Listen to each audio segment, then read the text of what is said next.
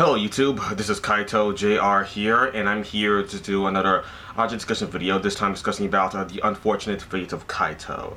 Yes, Kaito, he did receive a very unfortunate fate, because, first of all, yes, he returned to chapter 71 of the Ajin demi manga, and he didn't really do anything at all. Yes, he kind of helped to distract Sato, because you all saw in chapter 71 how Kaito just returned from, escaping from juvenile hall. It was pretty easy. All Takashi had to do was just to, direct his IBM, his flying black ghost, in order to, I timed it very well so Kaito could just, run away. Then, of course, the black ghost could then, grab Kaito and fly him over the wall and then just fly him to where K is at, which, yeah, it did. Kaito somehow got a motorcycle, drove it over Sato. So I was like, wait, what? What's going on? Who is this guy? And then, yeah, of course, K had the same reaction, well, not here. He knew what Kaito was. He's just like, huh? Why are you here? Are you serious right now? What the fuck? Yeah, so, of course, that was K. And then, of course, K, he took this advantage into just, taking out a tranquilizer gun and shooting a tranquilizer at, Sato's, his arm, of course. Yeah, Sato's arm. And somehow some sort of explosion happened, and then after that, yeah, Sato got, his whole body was incinerated, and his arm, yeah, Sato somehow saw this coming. I don't know, maybe he didn't see the whole Kaito thing coming, but he did put his arm inside this forest on this branch in advance so he can just regenerate his entire body from that arm. Of course, any Ajin can regenerate back his entire body from, the biggest source of limb that remains or just body part, really. So if it's a torso, yeah, he would just regenerate from that if there's no other pieces larger than his torso on his body. So yes, he regenerated back from his arm, so that was good. The point is, Kaito, yeah, he didn't do anything, and I was really angry with that, because I expected Kaito was going to be finally joining the main cast. Kaito's probably, yeah, he's here now. He's going to meet up with all the other characters like Ko, Izumi, Tasaki, but not Tasaki because he was off doing his own thing right here, and then, yeah, Reiji, of course, you would eventually meet him as well, Tanaka. But yeah, Kaito, he didn't really meet anyone. Yeah, he got to meet Sato, sort of. I mean, he didn't really talk to Sato at all. Sato just just basically shot him right in the back of his nape, which killed him right there. But doing this though kind of triggered Kei Nagai's flood phenomenon, which of course triggered the threshold, which did save Kaito's life. I mean, it did heal Kaito's wound. The whole threshold thing. Same thing that Shinya did to save Yusuke's life. Of course, okay, look, Shinya, he was not in control of the threshold. It just happened because of the flood phenomenon, and also, Shinya, you see, Shinya, he was really close to Yusuke. He knew Yusuke ever since he was, a little kid. They're both, childhood friends, so he really cared about him a lot. Same thing here with K. He knew Kaito when he was just a little kid, and of course, that triggered the threshold phenomenon because, yeah, of course, he cares about Kaito a lot. He's one of the few people that K truly cares about, and of course, this whole threshold thing just spawned right there, and it healed up Kaito's wound that would be fatal to any human, of course, mostly to death, obviously, yes. But yeah, this did kill him, but it did save his life afterwards, the whole threshold thing from his flood phenomenon, which did spawn many IBMs, and also Sato kind of copied this by because Sato, he summoned his IBM Snake Man. He grabbed one of K's just really bland looking IBMs or whatever, yeah, Black Ghost, and he basically grabbed the head of one of his IBMs, smashed it with his Snake Man's own head. They both shared each other's mental state that way, because yeah, of course their minds, each Ajin is connected to his IBM with their minds, so yeah, of course, that basically Sato copied K's mental state, where he saw his own friend, his childhood friend, being killed right in front of his own eyes, and K was he felt so helpless there, and he just died at the same time as well. So yeah, that's gonna trigger a flood and a threshold at the same time, because that's what happened there with that. But I'm still not happy with that. And then also after that, K, he brought Kaito into the sewer somewhere, I believe, and just put Kaito there where he was safe and sound, and we don't even see him until the end of the manga. I think we saw him maybe once after that, but that was just basically a cameo, and then we don't see him, like I just said, at the end of the manga. Okay, yeah, I did not like that at all. I was not a fan of that at all. I kind of wish we got to see more of Kaito, him doing more stuff, but I don't know why Sakurai just brought him back.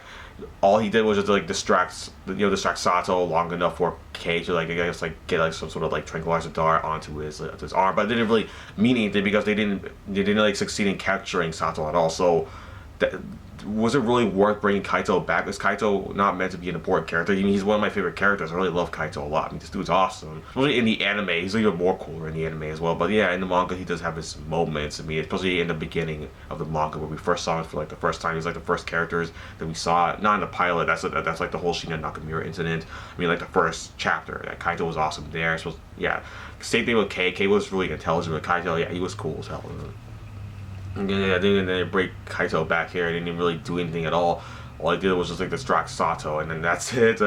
He just got immediately. Yeah, he talked to Kei. I mean, that was great to see those two interact once again. But yeah, it didn't really mean anything at all. I mean, their interactions really were just didn't amount to anything, and Kai just ended up getting shot down, and then he was just removed from the story afterwards until like the end of the manga, chapter 86, which I thought chapter 86 was pretty rushed. I mean, of course, at the end of the manga, Kaito basically got released from prison, and he talked to Takashi a bit afterwards, but beforewards, but then afterwards he just left juvenile hall legally, and he went to go and get a job. I suppose he returned back to Irubo City, and he just got some job, and he's probably not going to be seeing Kei anymore. But it was supposed to be because Kei, first of all, he's going to just go in and basically try to achieve his goal and becoming a doctor. He's going to go to some college. Of course, at the end of the manga, Kei was revealed to have changed his name. We don't know what Kei Nagai's new name is. It wasn't never stated at all. I mean, many characters actually changed their name, but we don't know any of their new names at all. Like Ko, Izumi, Tanaka, yeah, maybe not Reiji. Reiji, I think, still is Reiji.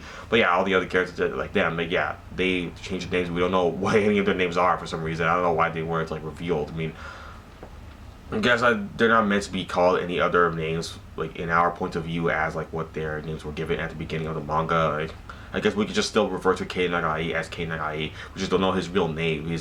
Sorry, not really, his new name right now that he has.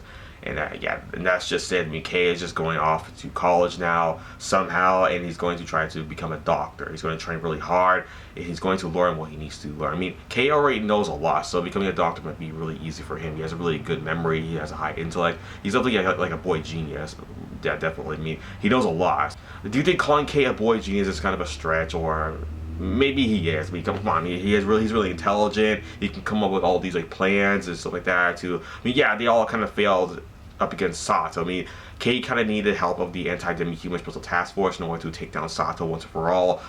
And even then, like, yeah, he still got lucky in order to take down Sato. I mean, he did charge up to Sato and then just like threw him into the water. That took him out somehow.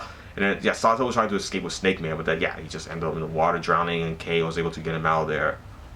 There was no real strategy to that at all. Kei just like charged up to him, which I don't really like at all. I kind of prefer if Kei used some sort of like strategy to take Sato down once and for all. A really clever one. It would have been brilliant if he did that, but no, he just charged up to him and just knocked him into the water, lost consciousness because of that, and then that was it.